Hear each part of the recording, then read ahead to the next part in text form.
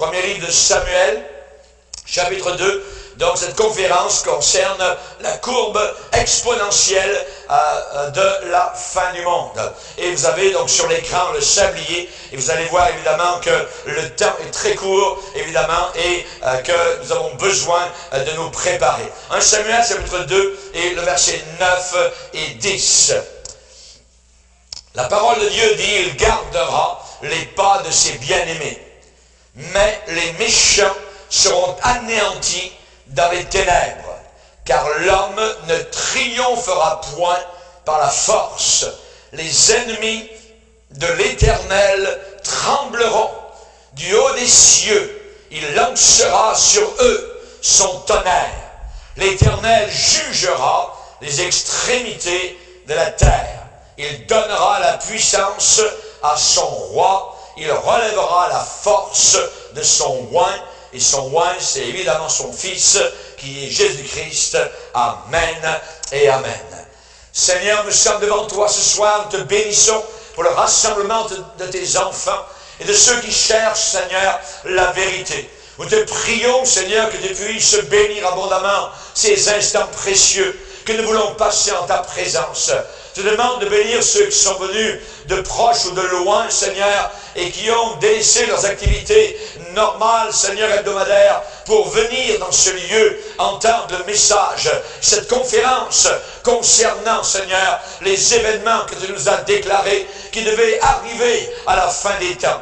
Et nous sommes, Seigneur, là, rendus à ce point, à la fin des siècles, à la fin des temps. Et nous te demandons, Seigneur, de toucher nos cœurs, de faire en sorte que le soc de la charrue de ta parole descende profondément dans nos cœurs, jusque dans le soubassement de nos vies, et que nous puissions comprendre que c'est sur nous que la fin du monde est en train de tomber. Nous te prions, Seigneur Jésus, de toucher nos cœurs et de nous rendre sensibles à ton Saint-Esprit qui est présent dans ce lieu. Et nous prions tout cela dans le nom merveilleux de ton Fils, Jésus-Christ, qui est né d'une vierge, qui a souffert sur la croix du calvaire pour nos péchés, afin de nous amener jusqu'à toi. Merci Père, au nom de ton Fils. Amen. Et tout le peuple dit Amen. Amen. Gloire à Dieu. Vous pouvez vous asseoir, frères et sœurs. Alléluia. Gloire à Dieu. La courbe exponentielle de la fin du monde. Nous avons ici un sablier. Un sablier, évidemment, c'est pour nous montrer, évidemment, donc, que là, c'est rendu au fond. Avant cela, la quantité était ici. Ça commence en haut, et ensuite, tranquillement, au début, on dirait que ça ne descend pas beaucoup. Et ensuite, plus on va vers la fin, évidemment, ça va très très vite. Et ensuite, c'est terminé. Donc, le sablier est rempli. J'aimerais vous parler de la fin de notre époque, la fin de notre génération, la fin du monde. C'est une expression qui fait peur. La fin du monde. La fin du monde. Les apôtres ont posé cette question à Jésus. Quand sera la fin du monde? L'expression était là dans le cœur des apôtres. J'aimerais vous dire que le monde tel que nous l'avons connu jusqu'à présent, va bientôt disparaître. Il va bientôt disparaître. Notre monde est en train de changer très très vite et très très rapidement, avec une rapidité, une vélocité que nous n'avions pas connue jusqu'à présent. Jésus lui-même, avant de remonter au ciel, a dit, non pas au monde entier, mais à ses disciples, je suis avec vous jusqu'à la fin du monde. Jésus aussi, dans sa bouche, a donné cette expression fin du monde. Notre monde est en train de changer, je dirais, pour exprimer cela, à la vitesse de l'éclair, à la vitesse de la lumière. Et les Écritures, la parole de Dieu, eh bien, enseignent que notre monde actuel va un jour arriver à sa fin. À sa fin. Jésus-Christ l'a dit lui-même. Et la Bible est remplie du message qu'un jour, le monde tel que nous le connaissons sera détruit. Daniel, le prophète hébreu, le prophète juif, a utilisé la terminologie, les temps de la fin, très souvent. Et j'aimerais en lire quelques passages dans Daniel, chapitre 8 par exemple, où là, au verset 17, Daniel 8, verset 17, il va dire « Sois attentif, fils de l'homme, car la vision concerne un temps qui sera la fin. » Un temps qui sera la fin. La vision concerne une époque qui sera la fin. Ça veut dire que ce ne sera pas la continuité pour toujours, mais ce sera la fin. Ensuite, puis il me dit, verset 19, « Je vais t'apprendre ce qui arrivera au terme de la colère, car il y a un temps marqué pour la fin. » Pour la fin. Ensuite, on voit à un autre endroit, dans Daniel, chapitre 11, et le verset 35, « Quelques-uns des hommes sages succomberont, afin qu'ils soient épurés, purifiés et blanchis, jusqu'au temps de la fin.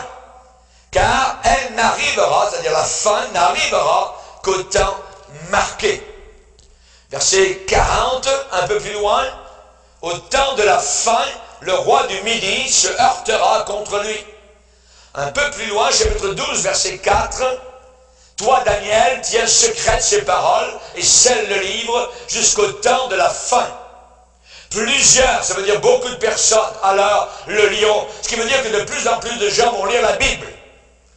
Plusieurs, alors le liront et la connaissance augmentera. Verset 9.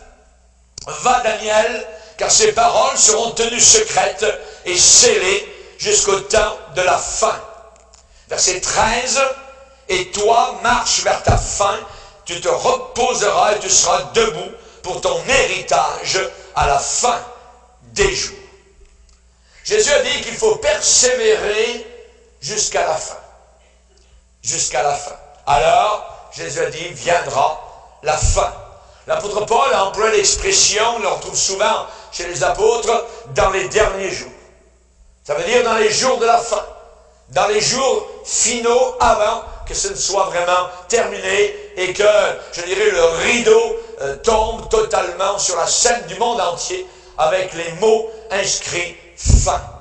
La Bible est remplie du message qu'un jour, le monde tel que nous le connaissons, tel que nous l'avons connu, sera terminé, sera fini par le jugement de Dieu.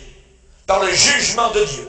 Nous avons des avertissements de cela, par exemple, avec un déluge mondial qui est renié aujourd'hui par les évolutionnistes, le déluge qui a eu lieu du temps de Noé, où Dieu a détruit toute chair sur la planète Terre en laissant uniquement 8 personnes vivantes dans une arche. L'homme s'appelait Noé. Et le déluge de Noé est un avertissement, un rappel, une image du jugement de Dieu pour le monde actuel, pour le monde présent. Et évidemment, lorsque ce sera la fin, lorsque Dieu aura jugé, eh bien alors, à ce moment-là, le monde sera alors restauré comme dans sa forme primitive, comme à l'état neuf, selon l'intention de Dieu à l'origine. L'humanité rachetée sera totalement restaurée dans sa communion avec Dieu. Jésus a appelé cela le renouvellement de toutes choses, où le Fils de Dieu sera assis sur son trône et régnera en maître et pour l'éternité. Renouvellement de toutes choses, selon le mot grec, paligenesia, ça veut dire le remaniement, le renouvellement, la genèse de nouveau. C'est cela que ça veut dire, voyez. Il y aura un remaniement total dans les choses spirituelles, les choses politiques, les choses géographiques, les choses physiques. Puis-je vous poser maintenant une question intéressante, qui devrait vous faire réfléchir. Où est-ce que vous vous placez dans ce scénario biblique à venir? À quel endroit vous placez-vous? On sait évidemment donc que la Bible se termine par le dernier chapitre, le 66e livre de la Bible, au chapitre 22 de l'Apocalypse. Le Seigneur va dire que ces choses vont arriver et doivent arriver bientôt. Voici, je viens bientôt.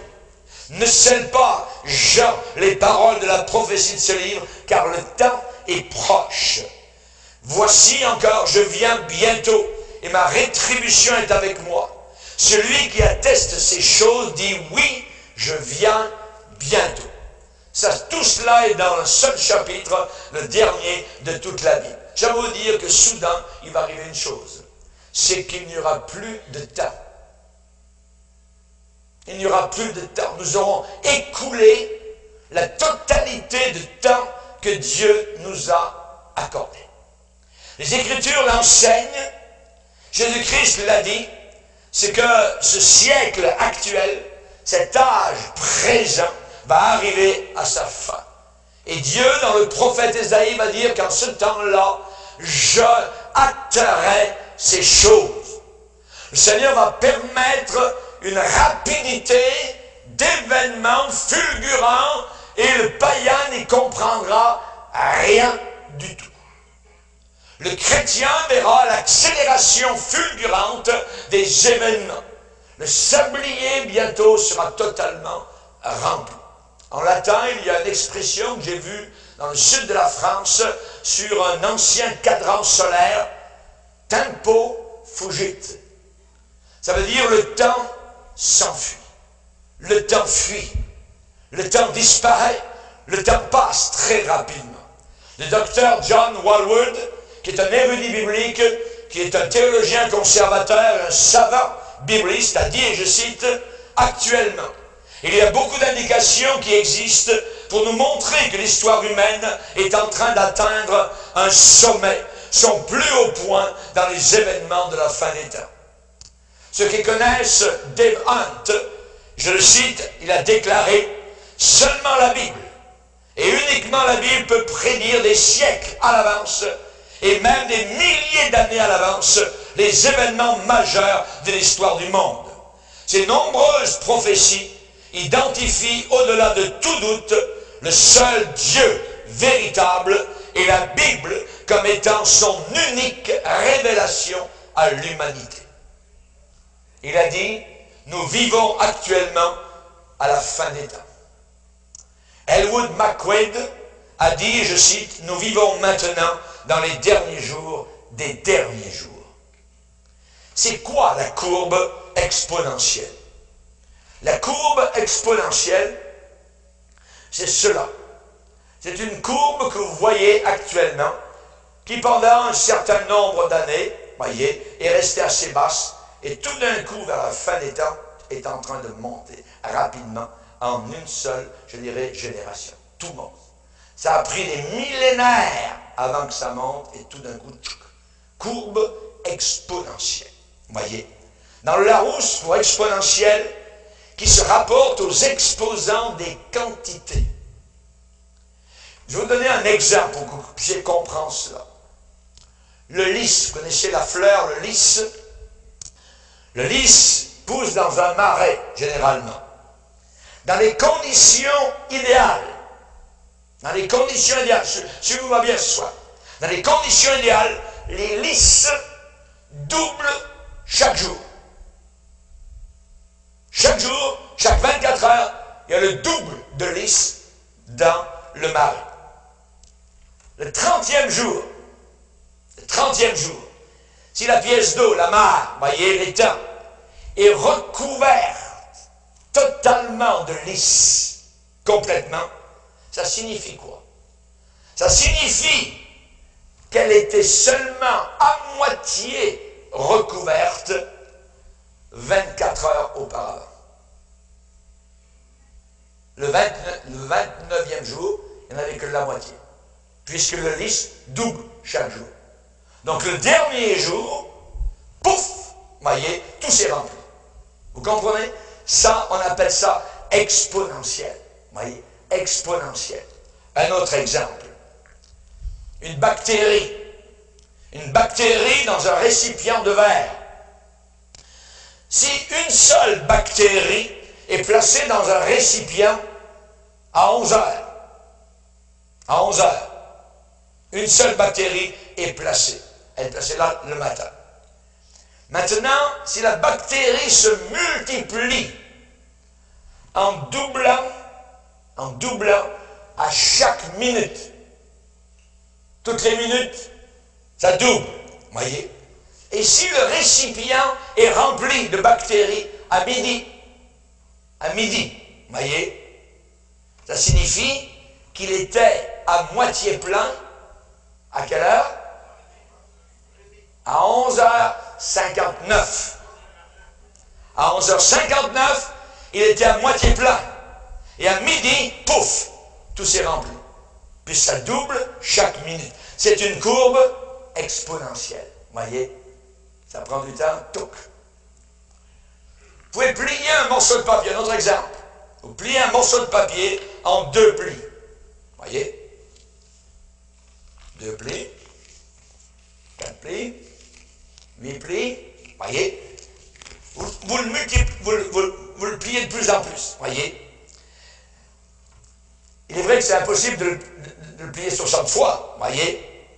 Mais si vous pouviez le plier, le replier, vous savez que sa hauteur pourrait parvenir jusqu'à la Lune. Jusqu'à la Lune. Voyez? La 59e fois que l'on plierait la feuille, la hauteur serait rendue à mi-distance entre la Terre et la Lune. Et le dernier pli, pouf, d'un seul pli, vous arriveriez directement à la Lune. Vous comprenez ce que je suis en train de vous dire? Et c'est exponentiel. C'est exponentiel, voyez. Et ça se passe actuellement dans notre monde. Avec cette courbe exponentielle, ça nous signale que, soudain, il n'y aura plus de temps. Le temps sera achevé. Voyez. Soudainement, nous n'aurons plus de temps. Notre monde est en train actuellement d'arriver à un moment de comble. Un moment, le plus haut point, l'apogée, climax. Voyez.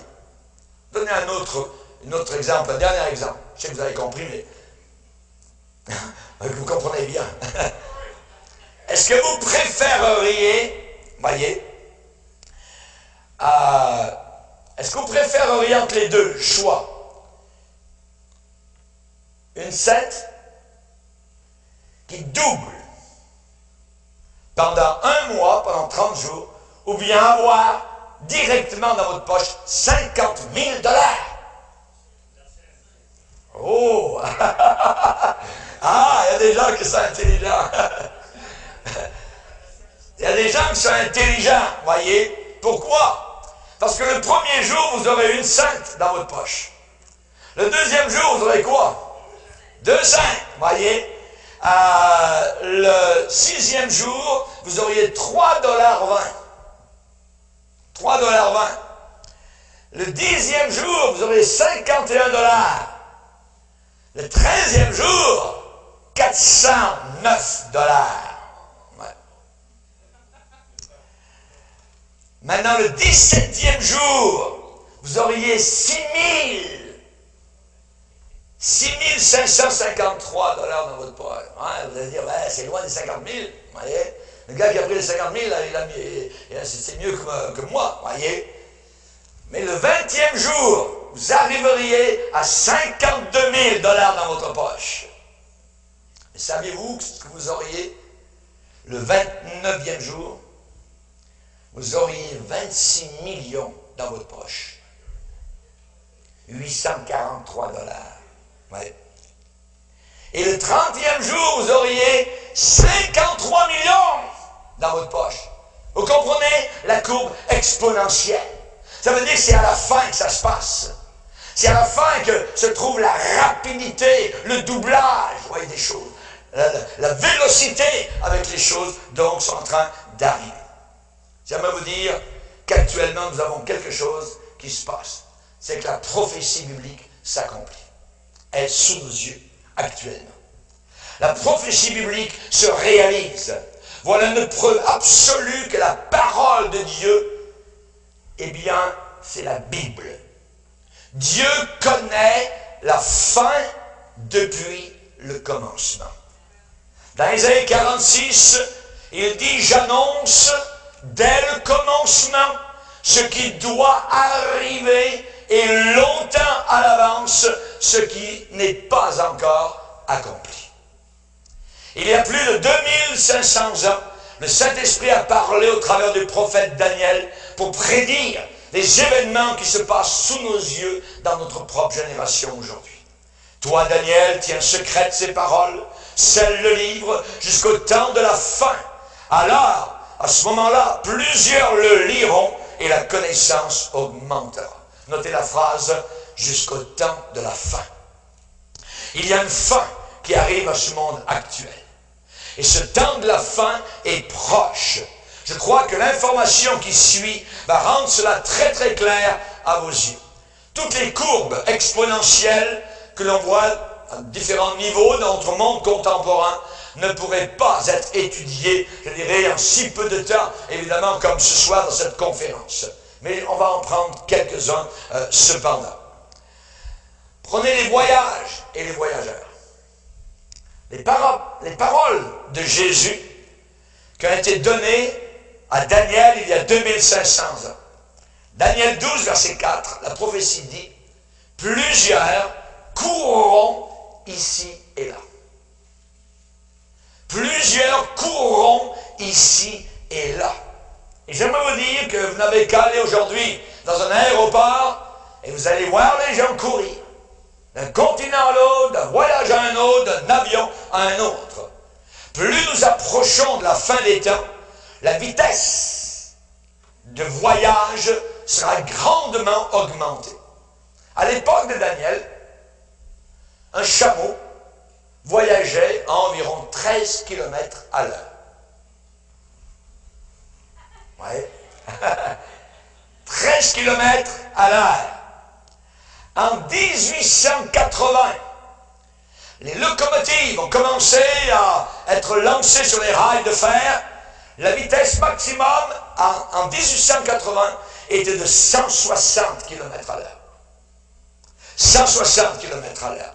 Il a fallu environ 6000 ans à la race humaine pour atteindre cette vitesse. Mais seulement, on n'a pas attendu 6000 ans plus tard, seulement 60 ans plus tard, un avion a réussi à voler à 640 km à l'heure. C'était en 1940. Les gens disent, c'est merveilleux, quelle vitesse! 640 km en une heure. Et en juste 20 ans de plus, les avions militaires voyageaient à 6400 km à l'heure. 20 ans seulement après. Environ vers 1960. Et en seulement 10 ans de plus, vers 1970, les hommes ont été mis en orbite autour de la Terre à la vitesse de 40 000 km à l'heure. En une heure, de faire le tour de la Terre. C'est exponentiel. Remarquez l'augmentation de la vitesse et la diminution dans le temps. C'est une augmentation exponentielle dans la vitesse. Et selon la prophétie de Daniel, nous sommes en train de vivre dans les derniers jours et le temps s'enfuit rapidement. À l'intérieur d'une période d'environ 40 ans, de 1950 à 1990, le nombre des passagers et des voyageurs dans toute l'Amérique du Nord a augmenté de façon inimaginable, passant de 2 millions dans les années 50 à 200 millions par an. En Amérique du Nord, seulement en Amérique du Nord, voyez. Aujourd'hui, à n'importe quel moment donné d'une journée ou de la nuit, vous savez combien de personnes qui sont dans les airs autour de la Terre? Voyez. Il y a environ entre 5 et 10 millions de personnes dans les airs. Maintenant, à ce moment, il y a environ 5 à 10 millions de personnes qui sont dans les airs autour de la Terre, voyez, au-dessus de la Terre, dans l'espace aérien de la planète Terre, qui voyagent évidemment de très haute vitesse. C'est une augmentation exponentielle de grand nombre de gens évidemment qui voyagent. Par exemple, juste dans le journal du mois d'août, cette année, les aéroports, il dit 5 milliards de voyageurs l'an passé. 5 milliards de voyageurs l'an passé. Plus de 5 milliards de voyageurs ont été accueillis dans les aéroports du monde entier l'an dernier. Un record d'après le Conseil international des aéroports. Oui. Donc on voit cette augmentation. La Bible l'avait dit, ils iront ça et là. la prophétie de Daniel est accomplie. Plusieurs courront ça et là. Si vous passez à CDG, au Charles de Gaulle, à Paris, à Francfort, ou dans d'autres aéroports, Chicago, Miami, vous allez voir le nombre effarant de voyageurs et de voyageuses autour de la terre. Souvenez-vous que Daniel parlait des derniers jours, que ça arriverait au temps de la fin. Le temps s'enfuit très rapidement. Ce sont les derniers jours. Seigneur, apprends-nous à bien compter nos jours, afin que nous appliquions notre cœur à la sagesse, Tempo fugit, voyez, le temps s'enfuit. Qu'est-ce que votre vie? Une vapeur qui paraît pour un peu de temps et qui ensuite disparaît. Je vais vous donner ce que j'ai noté. Un jour, je m'en allais à Toronto sur la 401. Je suis arrêté avec mon épouse dans un restaurant au bord de l'autoroute. Et là, dans le restaurant, il y avait une plaque très intéressante, ce qui était écrit sur la plaque, je l'ai noté. L'horloge de la vie est montée une seule fois. Personne n'a le pouvoir de dire avec exactitude et précision à quel moment l'aiguille de votre vie s'arrêtera. De bonne heure ou tard. Ne te fie pas à demain pour te mettre en règle avec ton Sauveur, car l'aiguille pourrait s'arrêter soudainement. J'ai noté ça, c'est vrai. Nous allons voir maintenant une autre augmentation exponentielle, c'est l'augmentation exponentielle dans la connaissance. Dieu a aussi dit à Daniel, au temps de la fin, la connaissance augmentera. Daniel 12, verset 4. Est-ce que c'est vrai aujourd'hui? Après presque 6000 ans, voyez, dans les années environ 1800, la somme, l'addition totale des connaissances humaines avait doublé pour la première fois, dans les années 1800. Mais environ vers 1990, il a été estimé que la connaissance totale de l'homme était en train de doubler, non pas tous les 6000 ans, mais tous les 18 mois. Tous les 18 mois. Et maintenant, voyez, maintenant actuellement on nous dit que le montant de toute la nouvelle, je dis bien de la nouvelle information, est en train de doubler toutes les 72 heures. Tous les 3 jours. Ça double. La connaissance est en train de doubler. La quantité, la somme, le montant de toutes les informations techniques, ça c'est autre chose, sont en train de doubler tous les 2 ans. Tous les 2 ans. Vous vous rendez compte? Actuellement, il est estimé que cette année même, il y aura plus de bouches, d'informations uniques, exceptionnelles, exclusives, que dans les 5000 années qui nous ont précédées. Il y a une moyenne de 3000 livres, vous voyez, 3000 livres qui sont imprimés chaque jour. Des nouveaux livres qui sont écrits, vous voyez, chaque jour autour de la Terre, 3000 livres. C'est un témoignage évidemment réel, cette expansion, cette augmentation de la connaissance. On nous dit qu'en 2013, un super ordinateur sera construit qui dépassera les capacités du cerveau humain à informatiser et que quelque temps après cela, il existera un ordinateur à $1000 disponible pour tous qui dépassera les capacités informatives de toute la race humaine. Pensez à tout ce que cela signifie. Et en plus de cela, au travers d'Internet, la connaissance de l'homme est en train d'être répandue à la grandeur du monde entier. C'est en forte augmentation, en croissance énorme, disponible à tout le monde. Et selon le prophète de la Bible, Daniel, nous sommes en train de vivre les temps de la fin. Le ciel et la terre passeront, a dit Jésus, mes paroles ne passeront pas. L'apôtre Paul a dit aux Éphésiens, rachetez le temps, car les jours sont mauvais. Il est temps de chercher l'Éternel. L'apôtre Paul a dit, nous savons, et vous savez en quel temps nous sommes. La courbe exponentielle aussi se traduit actuellement dans la puissance militaire. Dans les temps primitifs, un seul homme ne pouvait tuer qu'un autre homme avec une épée. Aujourd'hui, un seul homme peut tuer des millions d'autres personnes avec une arme nucléaire. Disponible dans une petite valise. Vous vous rendez compte? Les armes de destruction massive existent. Jésus a dit lui-même dans Matthieu 24, car Allah, à cette époque, à la fin, la détresse sera si grande qu'il n'y en a pas eu de pareil depuis le commencement du monde. Et si ces jours-là n'étaient pas abrégés, personne ne serait sauvé. Rendez-vous compte? Ça, c'est le Sauveur qui dit ça. Et jusqu'à cette génération actuelle, le potentiel de détruire toute la race humaine, la population de la Terre, n'avait encore jamais existé. Nous sommes actuellement en train de vivre sur un volcan qui peut exploser n'importe quand. C'est une croissance exponentielle dans la force militaire. Pour notre génération, pour notre époque, le temps est en train de s'enfuir rapidement, de s'écouler. On va très bientôt tomber en panne sèche. Il n'y aura plus de temps. On sait que le Seigneur a dit, par exemple, à l'église de Thyatire, à une femme, je lui ai donné du temps pour qu'elle se repente. Elle ne veut pas se repentir. Le temps est un cadeau que Dieu nous donne. Je lui ai donné du temps pour qu'elle se repente. Toi qui n'as pas encore fait la paix avec Dieu, ce soir, fais la paix avec le Seigneur. Ne perds pas ton temps. Viens vers Jésus. J'ai regardé dans Larousse pour temps, et j'ai vu cette image. Voyez, le temps. Perdre son temps.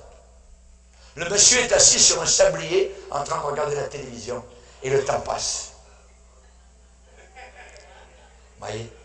Ne perdez pas votre temps. Ne perdez pas votre temps. Le monsieur assis sur un sablier, le temps passe, le temps s'écoule, il est en train de niaiser devant la boîte noire.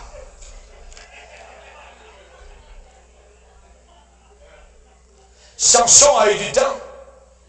Samson a eu du temps. Voyez? Mais un beau jour, il ne savait pas que le temps était fini. Il ne savait plus. Voyez, l'esprit était parti. Judas, avant de vendre Jésus-Christ et se pendre, avait du temps. Jésus lui a laissé du temps. Mais finalement, le Seigneur a dit, il aurait mieux valu qu'il ne soit jamais né. Saül, le roi, le premier roi d'Israël, avant de se suicider, un homme têtu, entêté, a fait une fausse repentance. Comme Pharaon, rappelez-vous, qui a dit à Moïse, j'ai péché. Le temps s'écoulait, le temps s'écoulait. À un moment donné, ils n'avaient plus de temps. La Odyssée, l'église apostate de la fin des temps. Tu ne sais pas que tu es aveugle, pauvre. Tu ne sais pas. Voyez, le Seigneur a dit, je viens bientôt. Ensuite, il y a actuellement une courbe exponentielle dans un autre domaine, c'est la science et la médecine. En notre seule génération, saviez-vous que nous avons 90% de tous les scientifiques qui ont vécu sur la Terre.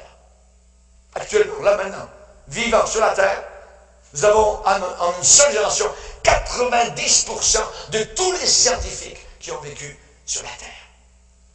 90% de tous les scientifiques qui ont existé sont vivants actuellement. Et 90% de tous les médicaments et les pilules que l'on utilise aujourd'hui étaient inconnus il y a seulement 10 ans. Il y a seulement 10 ans.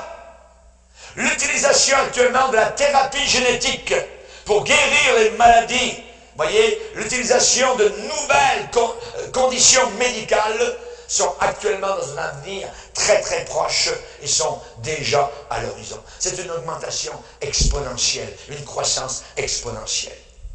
Il y a aussi une croissance exponentielle dans les maladies.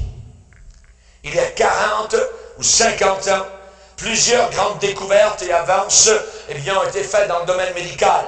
Et à cette époque-là, il y a 40-50 ans, il semblait que la science allait pouvoir contrôler, voyez, cerner, dominer, enrayer la maladie, éliminer toute maladie. Voyez, aujourd'hui, il y a des nouveaux virus qui ont paru, très étranges, qui sont en train de surgir tout autour de la Terre et qui résistent aux antibiotiques, à la pénicilline et ainsi de suite.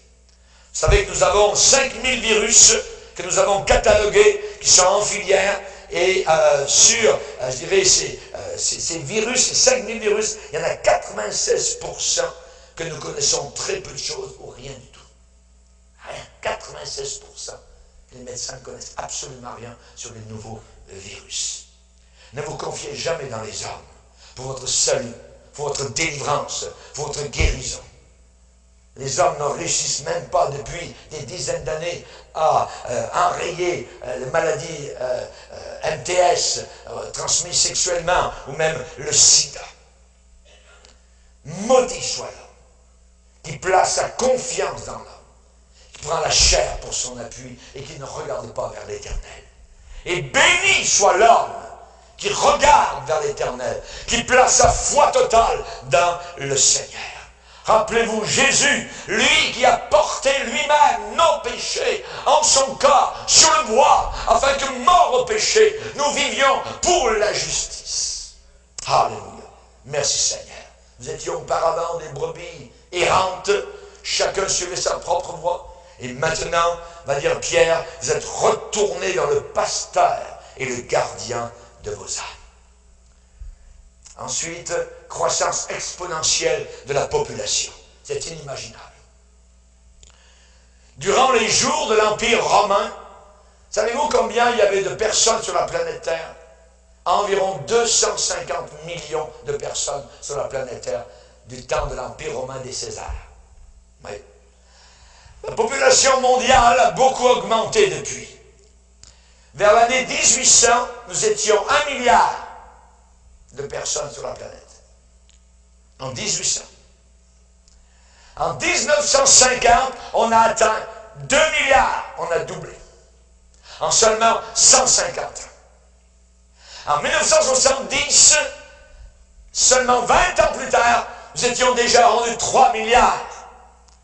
En l'an 2000, nous étions 6 milliards. Et 10 ans plus tard, nous sommes rendus actuellement 7 milliards de personnes. Que sera-ce dans 10 ans, quand nous aurons 14 milliards de personnes sur la planète Terre? Vous comprenez que ce que la Bible a parlé de famine et de guerre et de milliards de personnes qui vont mourir, cela est très très possible, envisageable. 6 000 ans environ pour arriver à 1 milliard de personnes. Et en 10 ans seulement, 1 milliard de plus maintenant sur la Terre. Il y a une différence entre 6 000 ans et 10 ans. C'est exponentiel. Oui, c'est exponentiel. Ensuite, il y a une augmentation exponentielle dans les constructions. Dans les constructions. Voyez. De 1970 à l'an 2000, en 30 ans, il y a eu plus de constructions sur la Terre que dans les 5000 années précédentes. Dans les 5000 années précédentes. Jésus a dit ce qui arriva du temps de Noé arrivera de même à la fin. Ce qui arriva du temps de Lot arrivera pareillement. Il a décrit la génération. Les hommes mangeaient, buvaient, achetaient, vendaient, plantaient, bâtissaient. Et le jour où Lot sortit de Sodome, une pluie de feu et de soufre tomba du ciel et les fit tous périr. Il en sera de même. M-E, accent circonflexe M-E. Il en sera de même au jour du Fils de l'homme. Quand le Fils de l'homme va paraître. Il y a des grues partout. Des grues dans nos métropoles qui grandissent. Shanghai à 15 millions d'habitants. Quand vous allez à Paris, 12 millions d'habitants. Voyez. Mexico, 30 millions d'habitants. Une seule ville presque autant qu'au Canada entier. C'est exponentiel. Voyez. Un autre domaine, le mal. La prolifération exponentielle du mal. Par le moyen de la télévision, les vidéos, Internet, le mal s'est répandu sur la planète de façon exponentielle. Avec les voyages, c'est encore là un autre accomplissement de la prophétie biblique sur la fin des temps. Les hommes méchants et imposteurs avanceront toujours plus dans le mal, a dit l'apôtre Paul à Timothée.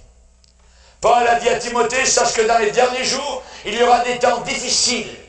Il a dit les derniers jours, les jours de la fin. Il y aura une époque difficile, parce que les hommes seront égoïstes, amis de l'argent, fanfarons, hautains, blasphémateurs, rebelles à leurs parents, ingrats, irreligieux, insensibles, déloyaux, calomniateurs, intempérants, cruels, ennemis des gens de bien, traîtres, emportés, enflés d'orgueil. Ils aimeront le plaisir plus que Dieu. Ils auront l'apparence de la piété, mais ils en renieront ce qui en fait la force. Chers amis, la prolifération exponentielle du mal, comme du temps de Noé, il est dit que du temps de Noé, la pensée des hommes se portait chaque jour uniquement vers le mal. Uniquement vers le mal. Ils se levaient le matin, ils pensaient au mal. Le matin, ils pensaient au mal. À midi, c'est le mal. L'après-midi, le mal. Le soir, le mal. Ils couraient vers le mal. Ils ne pensaient qu'à cela. Mais dans les jours qui précédèrent le déluge, la catastrophe mondiale. Voici ce que je dis, frère. Paul parle aux Corinthiens, c'est que le temps est court. C'est que le temps est court. Oui, je viens bientôt. Rappelez-vous, la dernière page de la Bible. Jésus le répète plusieurs fois. Je viens bientôt. Pierre va dire, conduisez-vous avec crainte pendant le temps de votre pèlerinage. Le temps de votre pèlerinage sur la terre. Pendant le temps qu'il nous reste à vivre dans notre corps. La fin de toute chose est proche, a dit Pierre. Soyez donc sages et sobres pour vaquer à la prière. Ensuite, on va voir dans un autre domaine, consommation exponentielle d'énergie. La Chine, les Indes, je dirais, ces deux pays, à eux seuls, vont bientôt avoir besoin de tout l'approvisionnement mondial actuel en pétrole pour soutenir, pour faire avancer leurs économies en expansion continuelle. Le nombre de voitures en Chine, aux Indes et en Occident, de façon exponentielle. Auparavant, il y avait un vélo et une voiture. Après, il n'y avait plus de vélo, il y a eu 2 voitures. Maintenant, il y a 3 voitures parfois. Vous voyez? Consommation d'énergie. Jean nous dit, c'est Jésus qui parle, dès à présent, je vous le dis, avant que la chose arrive, afin que lorsqu'elle arrivera, vous croyiez à ce que je suis. On a été avertis. La fin de toute chose est proche. La fin de toute chose est proche. Soyez donc sages et sobres. Sages et sobres pour vaquer à la prière. Pour parler à Dieu. Pour avoir une communion avec ce Dieu avec lequel nous passerons notre éternité. Si nous sommes sauvés, si nous sommes repentis de nos péchés. Jean va dire, petits enfants, c'est la dernière heure. Ensuite, nous voyons utilisation exponentielle d'eau potable.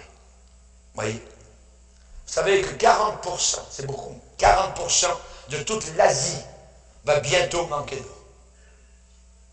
40% de toute l'Asie va bientôt manquer d'eau.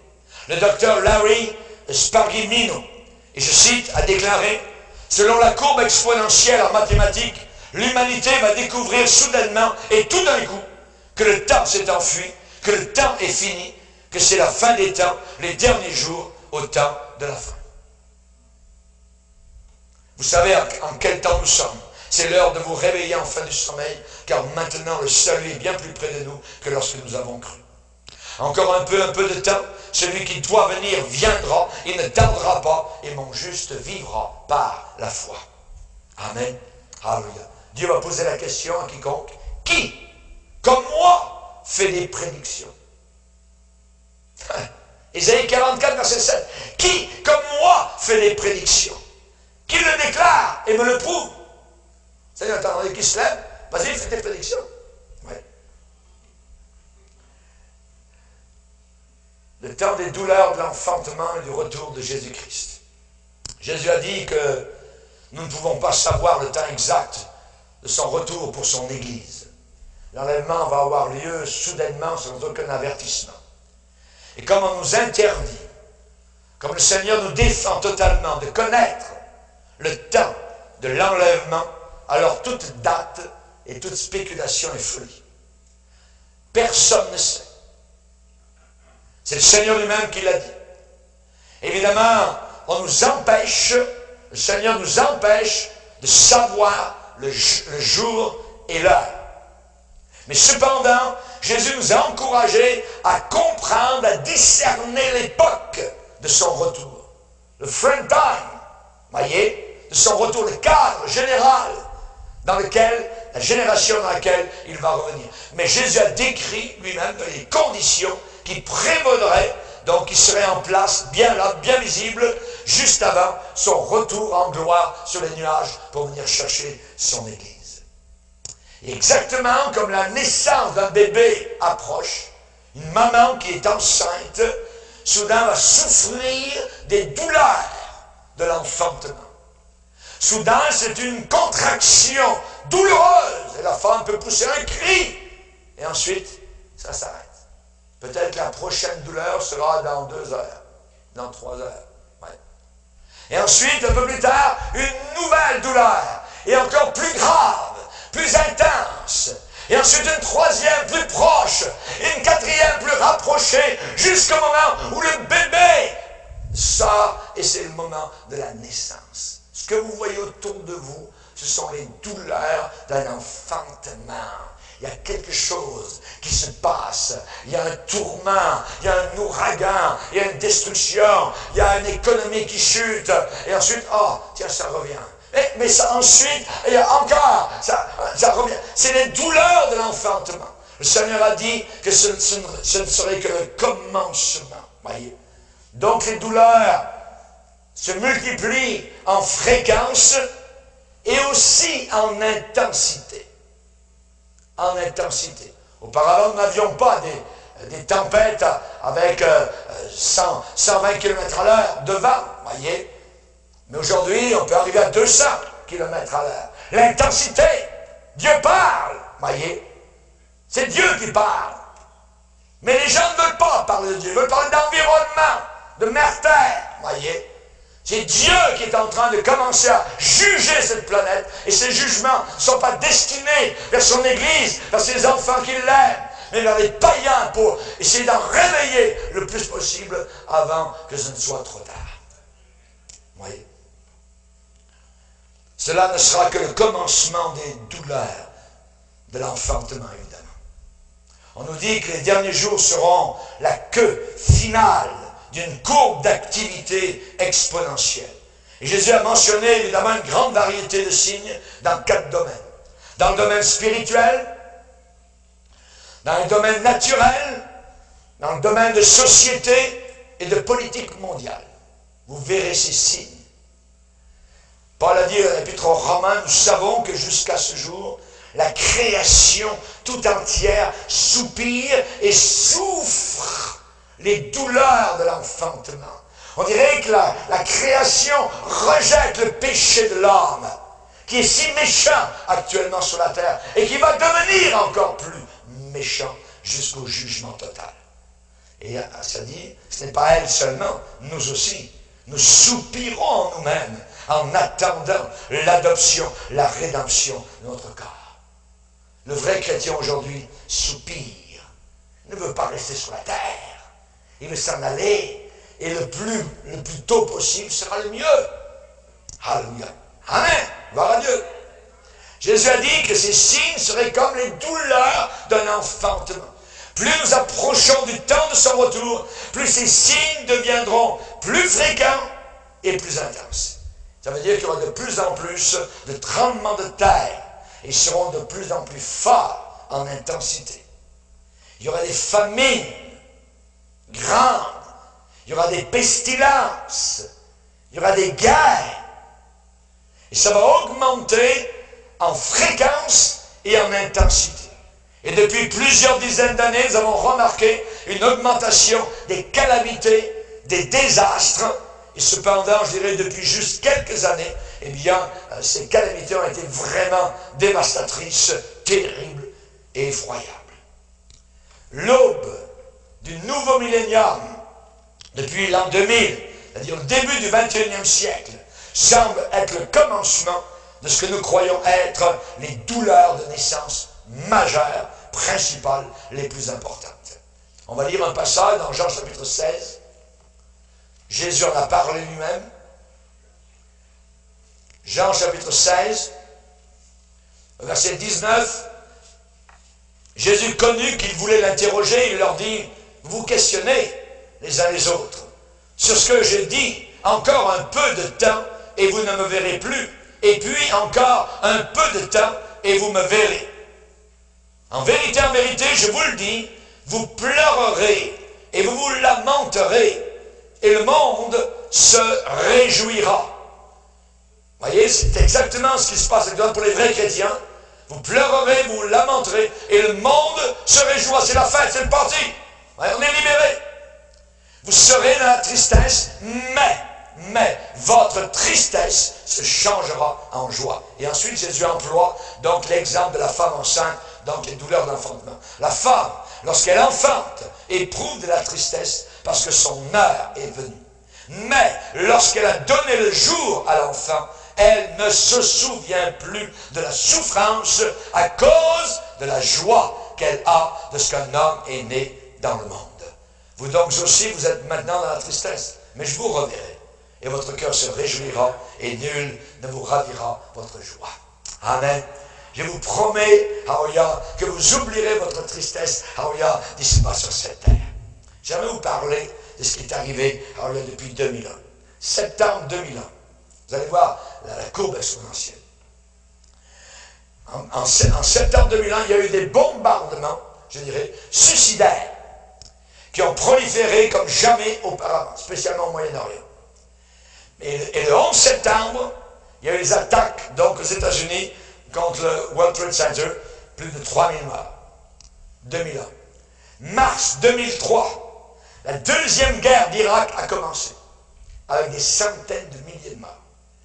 Mars 2004, 10 bombes terroristes ont explosé à Madrid, en Espagne, rappelez-vous. 202 morts.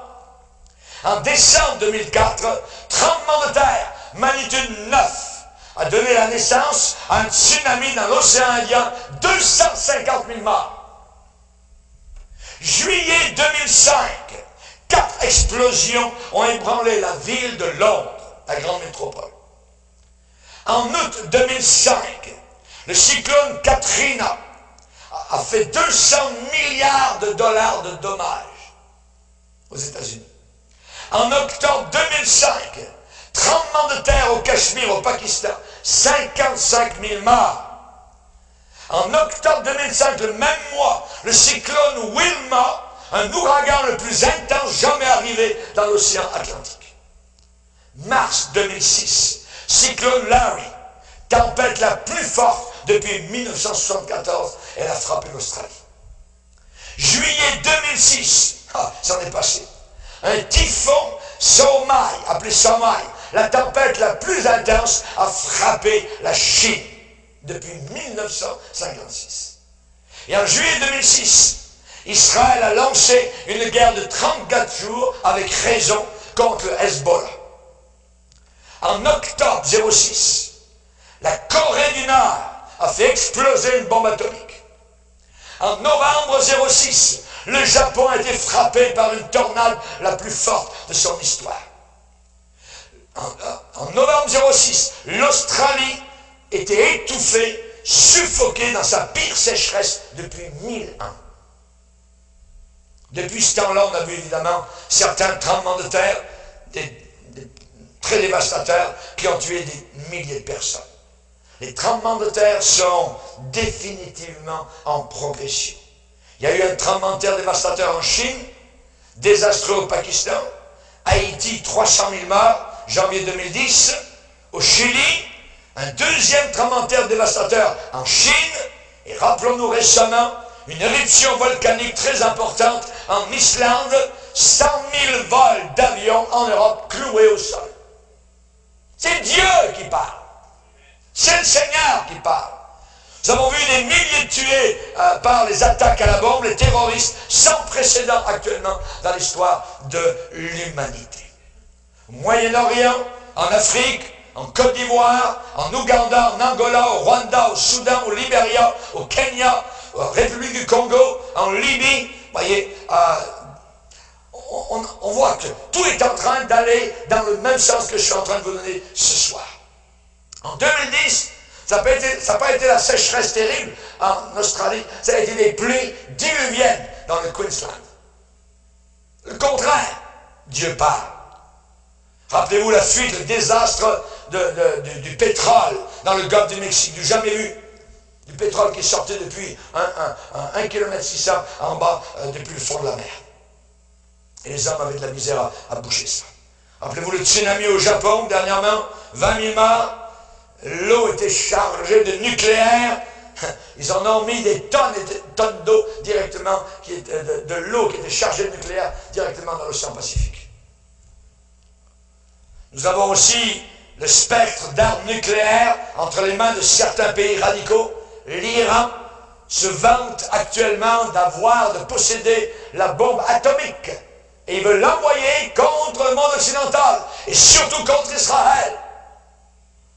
C'est terrible. La Corée du Nord aussi dit posséder l'arme atomique. Quand vous avez l'arme atomique entre les mains de pays radicaux, c'est terrible, ou d'organisations terroristes. Un jour ou l'autre, ils vont s'en servir. Juste aux États-Unis, dans les derniers 20 ans, ils ont vu 9 des 10 événements qui ont coûté le plus cher en assurance dans toute l'histoire des États-Unis. Imaginez. Ils ont vu 6 des 7 ouragans les plus dévastateurs de l'histoire américaine. Ils ont vu 3 des 4 plus grandes tornades jamais vues dans toute l'histoire américaine. Ils ont vu 9 des 10 désastres naturels les pires dans leur histoire. Tout cela est classé par l'organisation FEMA, F-E-M-A. Chers amis, d'aucune façon quelqu'un peut dire que ce sont juste des événements communs. Ça arrive comme ça. Non. Non, non, non. Nous sommes arrivés au point où quelqu'un qui prend garde, quelqu'un qui fait attention, qui observe attentivement ces événements, sont les événements prédits dans la Bible de la fin des temps. Nous avons le luxe de voir sous nos propres yeux, d'être directement aux premières loges avec la Bible en main, alléluia, les nouvelles de demain et d'aujourd'hui. Alléluia.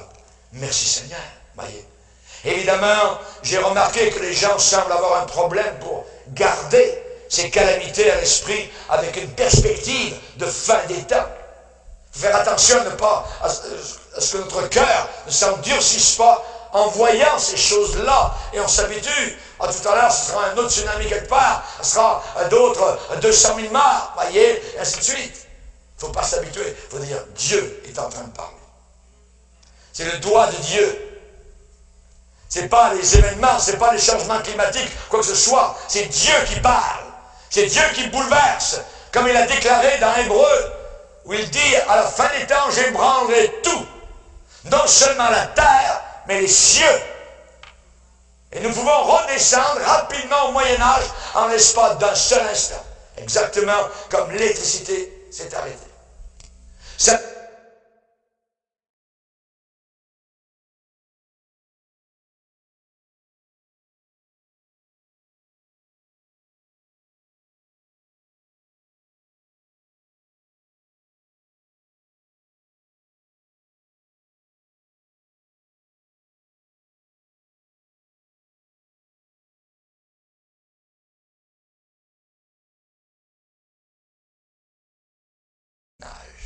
À la chandelle. Et maintenant, je vous ai dit ces choses avant qu'elles arrivent, afin que lorsqu'elles arriveront, vous croyez. Alléluia. Amen. Moi, je crois. Moi, je crois dans la parole de Dieu. J'ai placé ma foi dans les Écritures et dans ce Sauveur qui a couleur rouge avec son sang, qui m'a donné la vie éternelle. Ces événements sont en train de devenir tellement communs que nous en perdons trace de leur signification réelle. Lisez avec moi le passage de Daniel 12. Daniel chapitre 12. Le livre de Daniel va avec l'Apocalypse de Jean. Daniel chapitre 12. Verset 9, même 8. Daniel pose la question, mon Seigneur, quelle sera l'issue, c'est-à-dire la fin, la terminaison de ces choses? Il répondit, va Daniel, car ces paroles seront tenues secrètes et scellées jusqu'au temps de la fin. Plusieurs seront purifiés, blanchis et épurés. C'est-à-dire qu'il y a des gens qui vont se convertir. Les méchants feront le mal. Et aucun des méchants ne comprendra. Mais ceux qui auront de l'intelligence de Dieu, comprendront. Merci Seigneur. Amen. C'est merveilleux de comprendre ce qui se passe actuellement autour de nous dans notre monde. Ta parole est une lumière sur mon sentier. Amen. Le ciel et la terre passeront, mes paroles ne passeront pas. Merci Seigneur. Et maintenant, je vous ai dit ces choses avant qu'elles arrivent, afin que lorsqu'elles arriveront, vous croyez. J'aimerais vous dire que nous allons très très bientôt faire face à une catastrophe naturelle, globale, de taille unique et sans aucun précédent. Et les hommes ne s'attendent absolument pas. J'ébranlerai non seulement la terre, mais les cieux. Quand les cieux vont commencer à être ébranlés, secoués, que des choses qu'on n'a jamais vues auparavant, voyez, astéroïdes qui vont venir, qui vont se balader ou quoi que ce soit. Imaginez quand tout est ébranlé, imaginez que la Lune s'approche légèrement de la Terre, ou que le Soleil, ou quoi que ce soit. Il y a des choses inimaginables que le monde, évidemment, qui se croit fort, tout ça, puis Dieu, puis ton Jésus. Attends, ton petit genou va fléchir devant ce Sauveur merveilleux. Alléluia! Voici le temps favorable. Voici le jour du salut. C'est aujourd'hui qu'il faut donner ton cœur à Jésus-Christ comme ton sauveur. Amen. Alléluia. Tenez-vous prêts. Pourquoi? Parce que nous, les chrétiens, regardez-nous bien si vous n'êtes pas sauvés, parce que vous ne nous verrez plus. Nous allons disparaître de la terre. En un instant, du soir au matin, nous ne serons plus là. Tenez-vous prêts, car Jésus revient. Get ready. Bientôt, Jésus revient. Pas besoin d'être un météorologue pour savoir dans quelle direction le vent est en train de souffler. Jésus s'est servi de la comparaison du temps qu'il fait, de l'analogie de la météo, pour montrer comment les gens n'ont pas reconnu sa première venue. Et cette erreur a fait en sorte que Jérusalem, la ville, a été totalement détruite en l'an 70, lorsque les troupes romaines ont marché sous l'empereur, sous le commandant, l'empereur Titus, qui a balayé littéralement et qui a tué, et le sang des Juifs a vraiment baigné littéralement le Moyen-Orient. Ils n'ont pas reconnu le temps de leur visite. Jésus a pleuré sur Jérusalem. Il a dit, Jérusalem, Jérusalem, combien j'aurais voulu te rassembler comme une poule rassemble ses poussins sous ses ailes, mais vous ne l'avez pas voulu. Tu n'as pas reconnu le temps de ta visite. Et aujourd'hui, le Seigneur nous visite. Aujourd'hui, il est facile de donner son cœur à Jésus-Christ. Il y a des gens qui pensent, quand l'enlèvement aura lieu, après, je vais donner mon cœur au Seigneur. Si vous n'êtes pas capable de donner votre cœur maintenant à Jésus-Christ, vous ne le pourrez pas après. Votre cœur sera endurci. La peur, la terreur vous saisira. Car personne ne pourra ni acheter ni vendre s'il n'a pas la marque du Satan sur son front ou sur sa main droite. Ça sera un système fermé littéralement à cause évidemment donc de tout ce qui est ordinateur et ainsi de suite. Personne ne pourra ni acheter ni vendre s'il n'a pas la marque. Si quelqu'un prend la marque sur son front, sur sa main droite, il va en enfer. Il va en enfer. Chers amis, Jésus dit, quand vous voyez un nuage se lever à l'ouest, vous dites la pluie s'en vient. Et c'est vrai. Quand vous voyez souffler le vent du sud, vous dites, il va faire chaud. Donc vous savez discerner la température. Comment n'arrivez-vous pas à discerner ce qui se passe autour de vous? Dans votre propre génération? Vous voyez très bien que ça ne peut pas continuer pendant des centaines d'années comme cela. C'est impossible. C'est impossible. Tu n'as pas connu le temps de ta visite.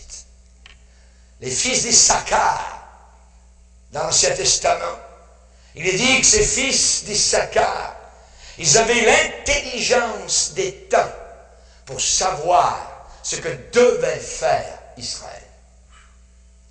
Ils avaient l'intelligence des temps pour savoir, pour connaître ce que devait faire Israël. As-tu cette intelligence? Sais-tu ce que tu dois faire? Si tu es chrétien, alors purifie ta vie totalement. Nettoie ta vie et commence à entrer dans ta chambre régulièrement et ferme ta porte et prie ton Seigneur. Ouvre ta Bible, qu'elle ne reste pas poussiéreuse quelque part. Tu n'y arriveras pas avec une petite réunion par semaine à l'église. Oh non, non, non. Tu as besoin de plus de fuel pour rester vivant dans le Seigneur. Alléluia. Alléluia. Amen. Voyez, aujourd'hui, les gens font une très grave erreur en ne comprenant pas, en ne réalisant pas que c'est cette génération qui verra l'accomplissement de la prophétie des fins des temps. Le message de Jésus s'applique à nous aujourd'hui. Nous voyons les signes des temps.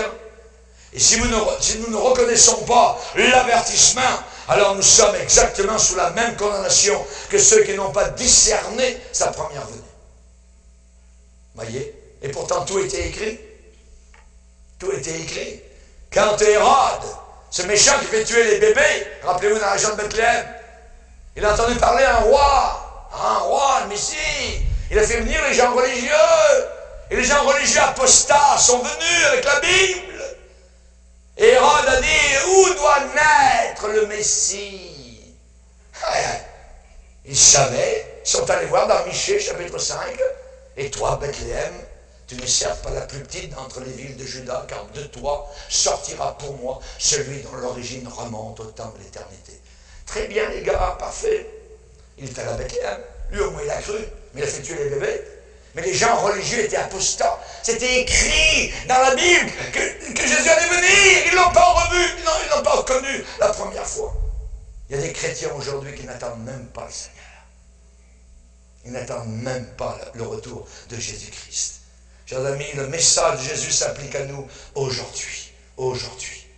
Si nous ne reconnaissons pas l'avertissement, nous sommes sous la même condamnation que ceux qui n'ont pas discerné sa première venue. Savez-vous combien il y a eu de morts quand Titus, l'empereur, le chef de la division romaine, a marché sur Jérusalem? Il y a eu 1 million de morts de Juifs à cette époque. Et ceux qui étaient avertis ont fui, qui ont cru, ont fui dans les montagnes. Le docteur Bill McGeer, qui a un PhD en vulcanologie, ancien professeur des hasards géologiques, de l'université du collège de Londres en Angleterre, dans le domaine des pronostics. Et je cite ce qu'il déclare. La menace de l'impact sur la planète Terre d'un astéroïde ou d'une comète est actuellement bien compris. Mais cependant, très peu de gens reconnaissent que nous sommes en retard pour une super éruption volcanique.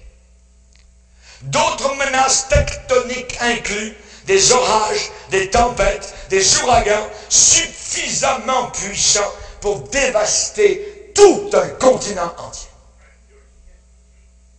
Tout un continent entier. Pas le bord des États-Unis. Le continent entier nord-américain peut disparaître uniquement avec des ouragans.